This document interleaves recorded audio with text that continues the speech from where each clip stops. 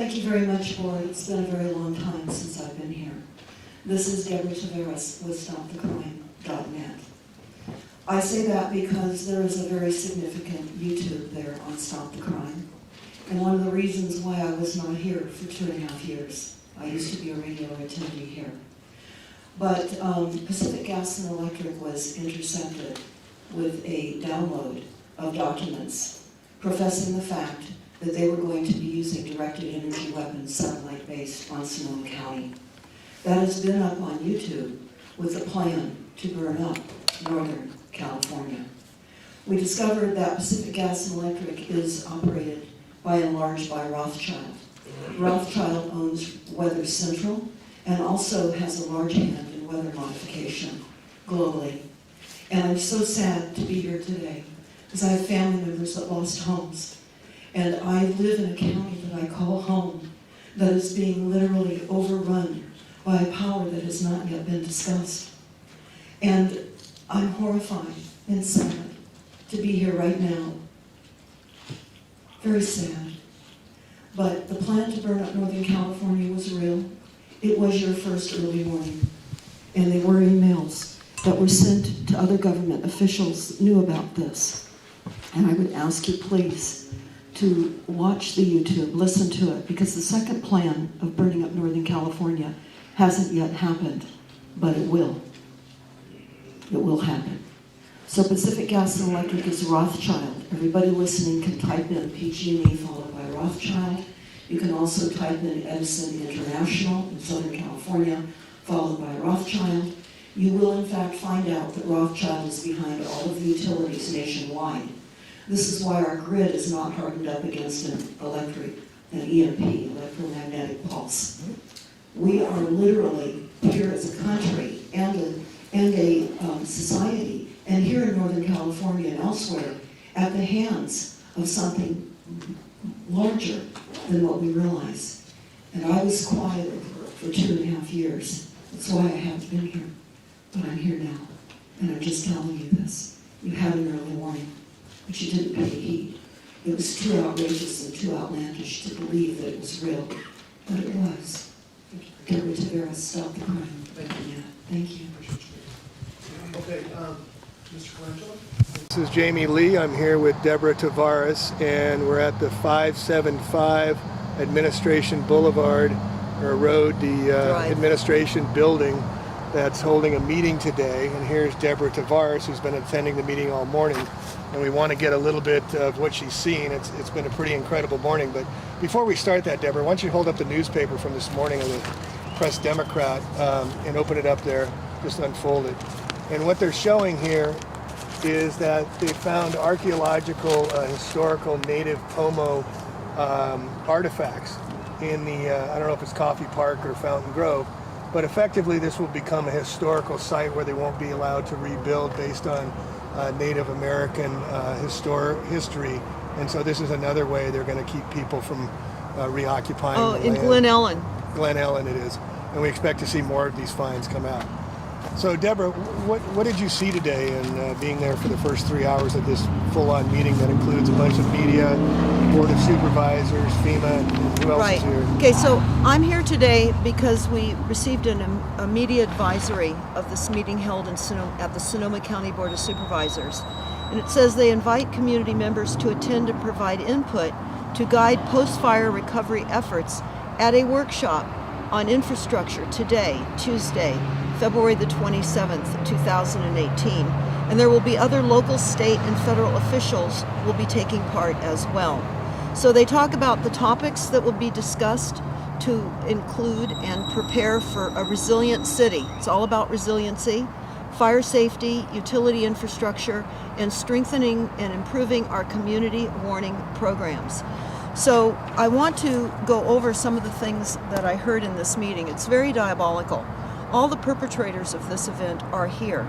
They're building up from a planned disaster by the use of directed energy weapons, which you can hear that interview in full by Googling the plan to burn up Northern California. And of course, this is on your site, StopTheCrime.net. Yes, and I am, of course, Deborah Taveras, and I do run the website StopTheCrime.net, where you can find that plan to burn up Northern California as well.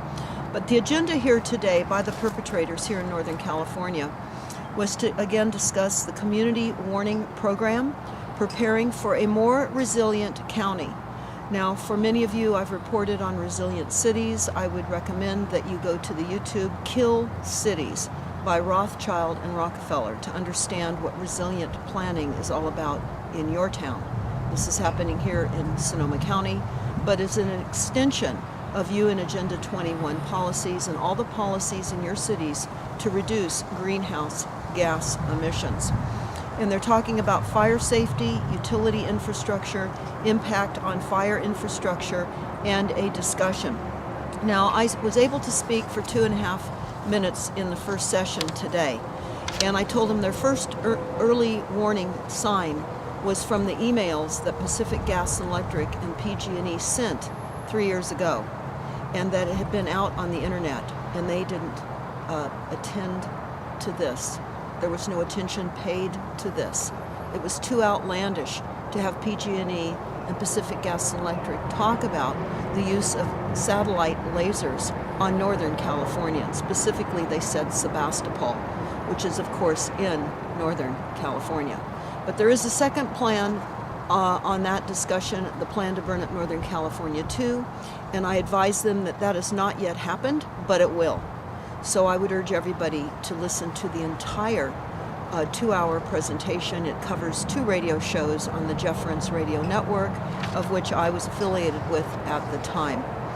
But today's meeting is diabolical. This is really like a deadly computer game going live. What do I mean by that? Well, they're talking about deploying cameras throughout this area. They say that it will take about 30 cameras, 20 to 30 cameras. They will have a 150-mile range. They will have infrared so that you can observe in real time, 24 hours around the clock. And they say that it will be a hardened network, and it will be tied up and connected to Amazon in the cloud. And these cameras will be less expensive for Sonoma County, Napa, and Lake counties to deploy, which they said they need them because of fires and earthquakes. These are going to be up in the air, they're putting These are up? going to be, they say that 30 cameras that'll go 250 miles to 150 miles. 150-mile range to do what? Why are they to be an early warning visual for fires? in real time on fires and or earthquakes, whatever type of destructive, weaponized weather assault any of us get. These cameras will show them in real time. They say that the first responders will know in real time where to go. And they were talking about how there has been no training in the social science of disasters.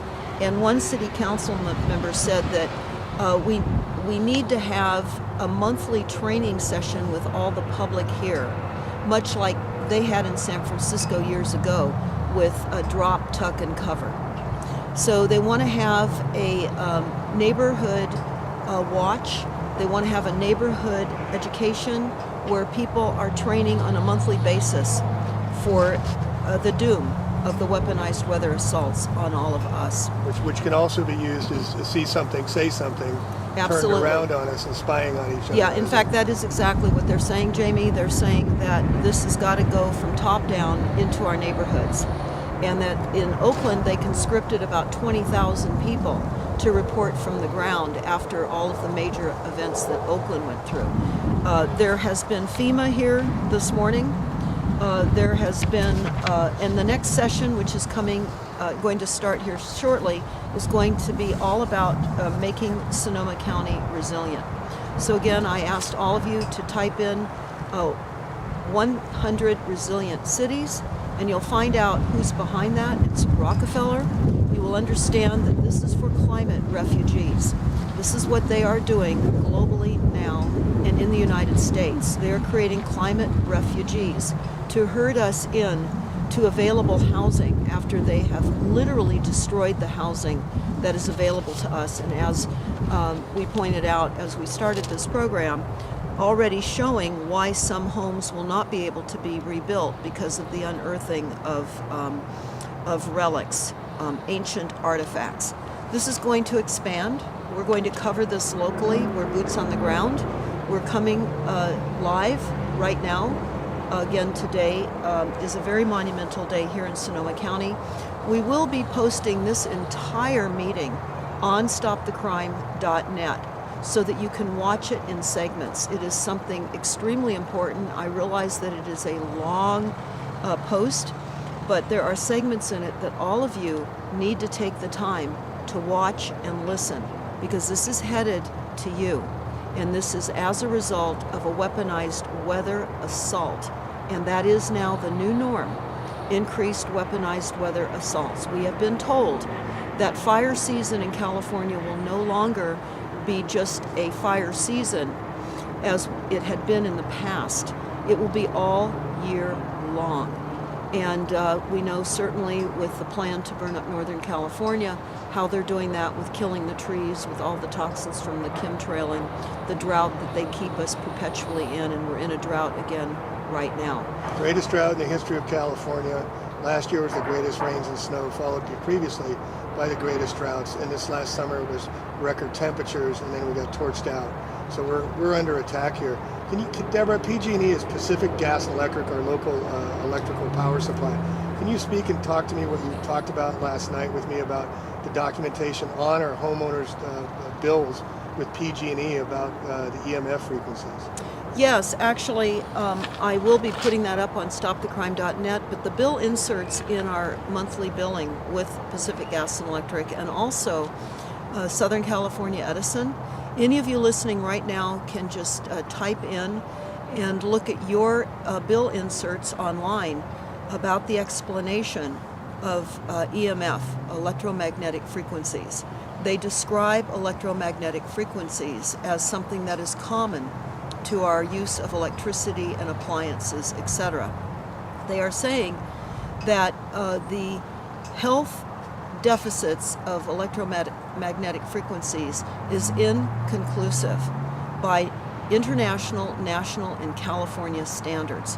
While they say there's no known health effects or problems from the electromagnetic frequencies, they then negate what they say by saying, but it is inconclusive, and consensus requires that they continue to review the subject. So what is happening in our bills is the admission from our electric companies and gas companies that they are saying that it in fact does cause health damage. And they're not sure as to what effect it's caused by or how much it's causing, so they must put the disclaimer in the documentation we get mailed every month, correct? And they do. And what they say is that if we're concerned about the amount of frequencies that we're receiving, if we have sensitivity, many people are EMF electric sensitives, they say that you can reduce your own frequencies in your homes by turning off your appliances, not using an electric razor, not using a hair blower, not using your flat screen television set, your cell phone, etc. Turning off your Wi-Fi, moving it away from your head, I think. Yes, moving it away from your head. In other words, they're making it our responsibility to reduce the increased frequencies that they're killing us with. And they've warned us, so legally, like all the rest of the drug companies with all the syndromes, they say they've warned us, so it's caveat emptor, it's our responsibility to take charge of our own lives and what's happening to us. That's absolutely correct. So we will have this up on stopthecrime.net. It will be at the top of the homepage so that those of you who have not received this in your billing, you can see what they're saying to us in our bills. It's diabolical. And there's other meetings like the 5G going in here, as we've chronicled before. There's 4 meetings going on because there was a newspaper article about people protesting putting in the 5G, and now they're hosting 4 meetings as well. These are happening one on top of the other very, very, very quickly as people are not allowed to move back in their homes yet, and there's benzene in the soil, so some of the escrows are being canceled as potential buyers and vulture capitalists are moving in. Well, Jamie, what is also very horrific is that at a water meeting that we attended just last week, they said that because of the 324 homes in a specific area in Fountain Grove, which is just above the Hilton Hotel that burned here in October of 2017 during the U.S.'s history most costly fire, and we're still with body counts now. We still don't know how many people were killed and or murdered as a result of this fire. But what they're saying about these 224 homes, of which there were only a few homes left standing, the water started to taste bad and smell bad, and so those few occupants that were still able to live in homes that were there reported it. The county has had lab tests. They found benzene in the water. They started taking water bottles up to these people, and of course that doesn't minimize their showers, their sinks, their laundry. They were also told not to water their landscaping because the benzene, which is of course cancer causing and other kinds of ailments before you die of cancer, they said don't water your plants because it will seep down into the groundwater table. So there's still people living up in Fountain Grove, which we now call Fountain Grave, drinking and being exposed to benzene. But what they also said at this meeting was that the city would issue building permits for rebuilds in that specific benzene contaminated area, but they would not be issuing occupancy permits because the benzene and the infrastructure of the water system would have to be replaced, and they're still working at getting to the bottom of this contamination, of which they claim they don't understand what the bottom of the contamination is, just like they're saying they don't know what the reality of these fires are, and they still haven't weighed in on that. 4 months later, they still cannot tell us officially, with all their experts and forensics, fire forensics, and Captain or Chief Ken Pimlott of CAL FIRE, I called him out directly.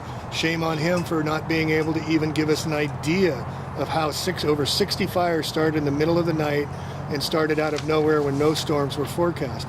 So I wanted to kind of finish this on a positive note. I went to a wonderful meeting that you put together last week, a health symposium, Deborah, and it was so wonderful to see the activists combined with health practitioners. We had holistic people, we had crystal people, we had holistic herbal medicines, we had salad masters, a wonderful gal doing cooking classes, which we're going to do ourselves on using non-toxic cookware, which I didn't know anything about, and that was very educational. But it was a wonderful way to bring communities together. And you know, we talk a lot about dark and doom and gloom, but there are solutions of what we can do. And I saw that last week and got very encouraged and very empowered to see. We talked about activism and what was going on, but we had a solution based of how you can use zeolite, you can use thermaline, you can use shungite. I just went down after the talk and got some shungite for my son and for myself, and crystals for energy healing as well. And preventing the assaults of electromagnetic frequencies on our homes and to our bodies. Crystals are extremely important. We'll be talking more about that as we move through more solutions coming soon, and specifically telling all of you where you can get crystals, because we've made contact with an international exporter of crystals who has opportunity to go into South America to the crystal mines, and he's extremely well known, and he's boxing up crystals and telling people how to position them in their homes and around their property, which does reduce the psychotronic weapon assaults onto our properties. He explained how crystals were our advantage in World War II as quartz in radios, yeah. And that was very, very interesting. And of course, many people are unaware of the importance of crystals. So we really want to underscore the importance of crystals as we find our environment being further layered with frequencies that are happening. What we're also noticing is that the Verizon assault with putting in these additional frequencies throughout our communities is happening throughout the county. In fact, you will find that generally these types of agendas start going through the country. When we first discovered the deployment of the smart meters, it was not just here in Northern California or Southern California. We just happened to notice it when it was already 75% deployed upon us with smart meters. So what you need to do is you need to look and find out what your city is doing with engaging your utility companies or your wireless companies to deploy streetlights, to deploy additional additives to all of your existing infrastructure, to prevent dropped cell calls. That's how they'll promote And this. faster downloads of your videos, blah, blah, blah. Yes, right? and of course, the frequencies are what is going to absolutely destroy our cellular makeup and cause massive genocide. We also have on StopTheCrime.net a new document. It's entitled Population Engineering and Climate Action. It's at the top of the website. I would recommend that you all download this and understand how the PSYOPs is being played out. But as Jamie pointed out, it's important to link together with solutions, and that's what we're trying to do here in between reporting during these horrific meetings that we attend. So really want to encourage everyone that's listening right now, we have to engage. We must engage. We can no longer sit quiet, and we need to go forward with the love and hope for humanity, because that's where it is right now. We need to do all we can in creating awareness. That is our legacy. That is what we are here now for and what we are here now to do.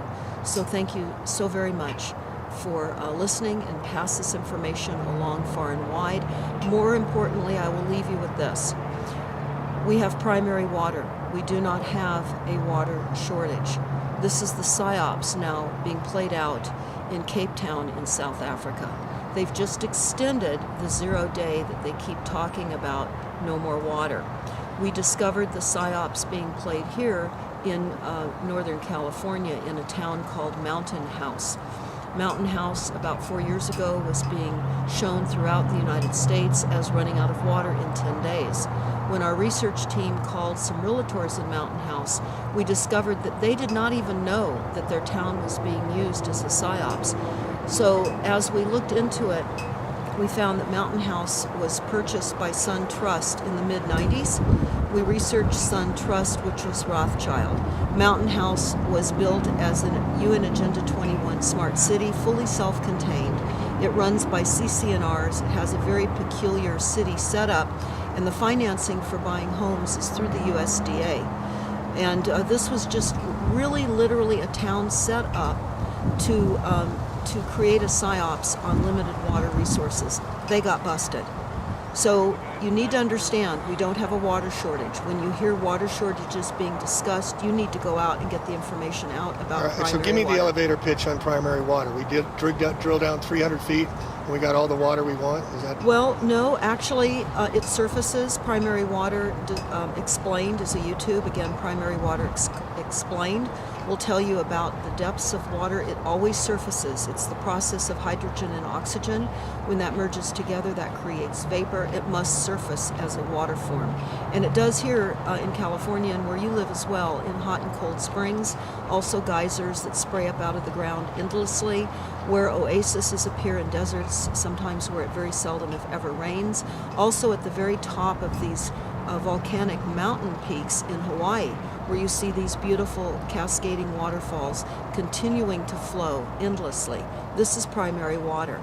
And they blew up the primary water amazing eighth wonder of the world called the Great Man-Made River Project that Muammar Gaddafi created Libya. for his people in Libya.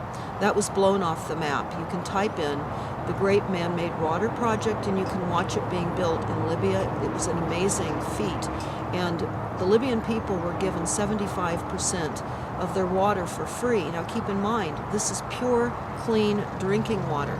We've only been taught about the secondary water cycle, which is rain and snowmelt. Rain and snowmelt is actually the process of the evaporation of primary water.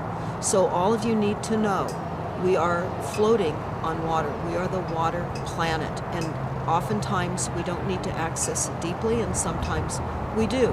So again, Primary Water Explained is a good illustration on how you access water. So creating these false scarcities, we can make a scarcity, and we can control prices just like we do with the oil, now switching to batteries when we've had free energy for over 100 years with Tesla. And what I understand with the attacks on Libya, Gaddafi, there's a wonderful Muammar Gaddafi's manifesto. He had those people living in pleasure. They had free water, they Free had homes, free education. And it was a model for the future, and that's why they took him out. And he was just getting ready to back the dinar with gold. He wanted out of the Rothschild network. Just like Lincoln was going to back the greenback and Kennedy was going to switch to the dollar. They will not allow that to happen. And to segue into Bitcoin, they're allowing that to happen, so they want it to happen.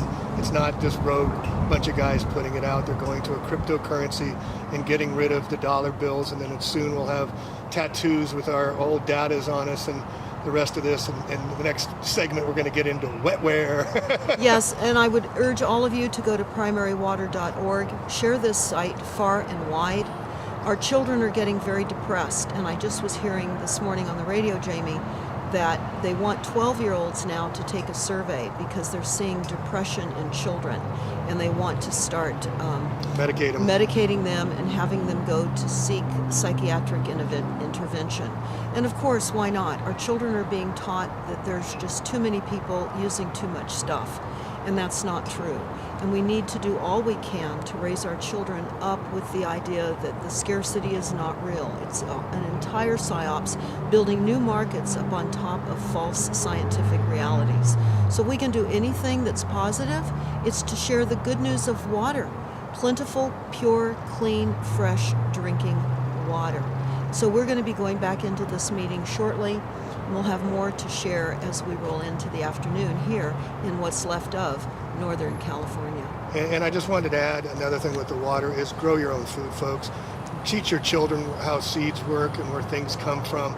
Get them as self-sufficient and as self-reliant, because as they're cutting down, we're going to have the market collapse. And when the market collapses, there's going to be a lot of poverty going on. They're already cutting 30% off mental health. They're kicking out the homeless again, cutting funding for everything. And this is while the Wall Street markets are doing extremely record highs. When the market's correct, which they're starting to do now, all of this will collapse. So we'll become self-sufficient, self-reliant, and join your community and join your neighbors. And I want to just take one moment here to thank a hero of mine, and that's Lou. Lou is on the cameras behind the scenes doing all the work, supporting Deborah and giving her the energy to come out here and providing the resources so you can see all this wonderful work this woman, this courageous woman is doing to help bring awareness, to help be the change we have to see. And please support Deborah at stopthecrime.net and do it yourself. It's not her doing the work that's going to make it better for everybody. It's all of us taking what she's doing and leveraging off it yourself in your own communities and in your own towns. Well, Jamie, while I appreciate the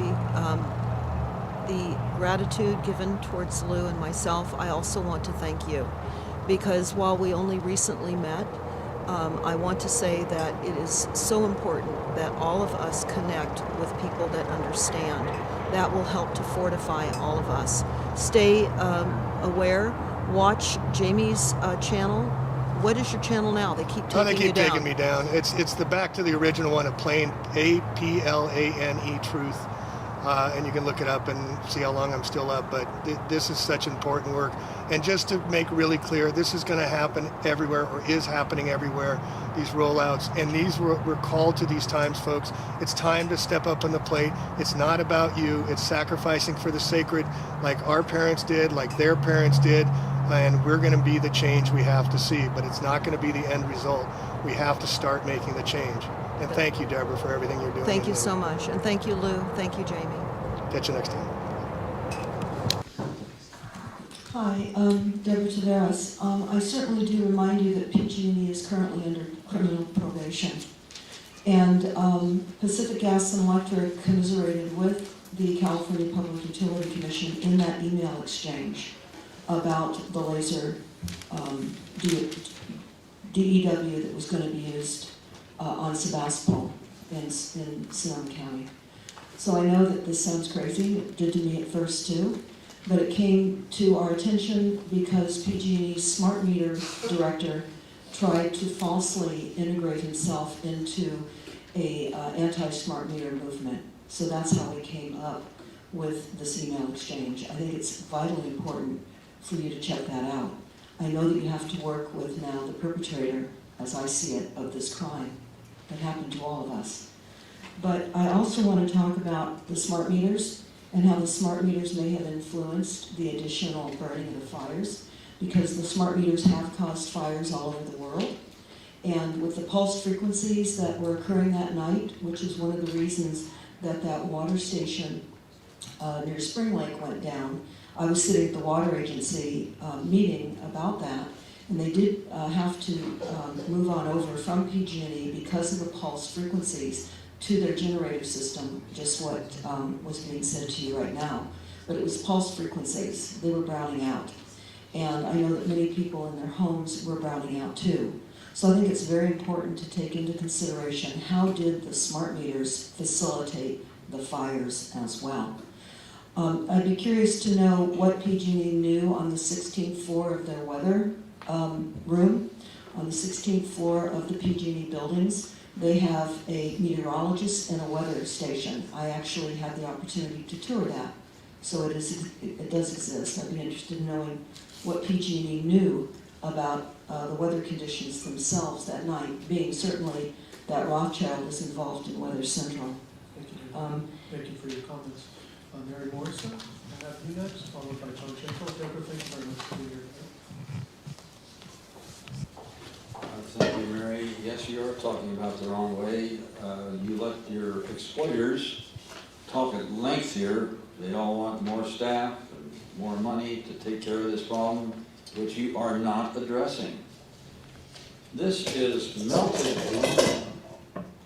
This is melted aluminum. I've got all kinds of them. I've got 6-foot-long pieces at home that I collected. This is a metal pan that went through it. It didn't melt. That's because the heat of these explosions was right around 1,400 degrees. This didn't melt. This did. These were explosions. They were not fires. You all talked about how extraordinary they were. And Supervisor Gorman talked about it was just like they were 50 years ago. We had the same fires coming down from Calistoga, so forth, in Santa Rosa. That took, what, 2 days? This took 4 hours. They weren't the same at all. You've got to start facing reality here. You're wasting a lot of time and money. And whether this thing's going to happen again, it'll only not happen again if you decide and uncover who caused it. And I submit it was an attack on this county, so you wouldn't listen to Mary and I and others, hoping that you will hold Congress accountable for bankrupting this country under martial law 107243. Thank you for listening. Thank you, sir. Mr. Ellis.